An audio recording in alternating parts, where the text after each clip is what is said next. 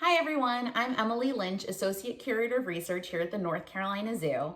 And did you know that dogs have been evolving with us humans for over 130,000 years? And in this time, dogs have figured out our subtle communication systems to improve their lives with us.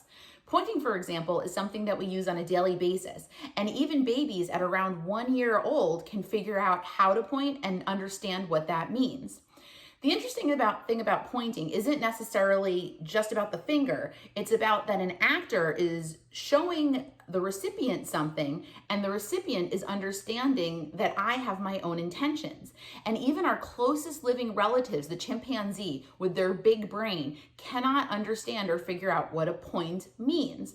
But dogs have learned this skill and because it's so important in their daily lives. So today I want to show you an experiment that you can do at home with your dog so that you can understand the power of the point.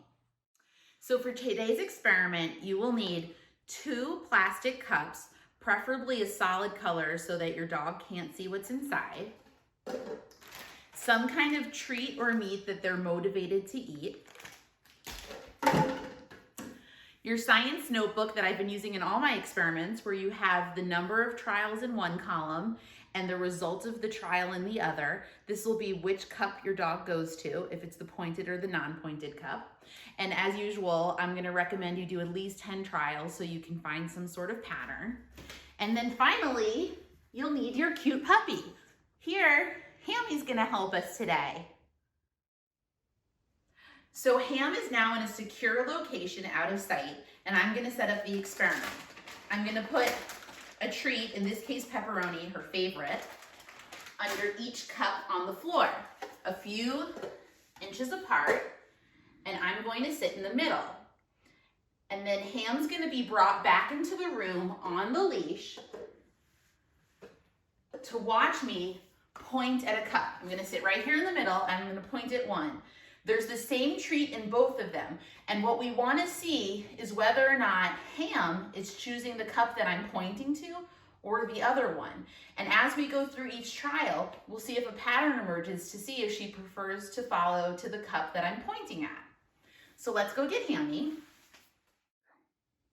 So Hammy's watching me now, but she's tied up on a leash, and I'm going to point to this cup.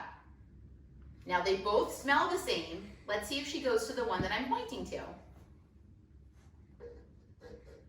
Okay, she found the pepperoni under the pointed one. So in my science notebook, I'm gonna write down that she went to the pointed cup. Let's try it. Let's do one more trial so I can show you what another trial might look like. Okay, so here we are for trial 2. I've got pepperoni under both the cups again. But now I'm gonna point to this cup. Hammy's watching me off camera, and now she's gonna be released, and let's see if she picks the one that I'm pointing to.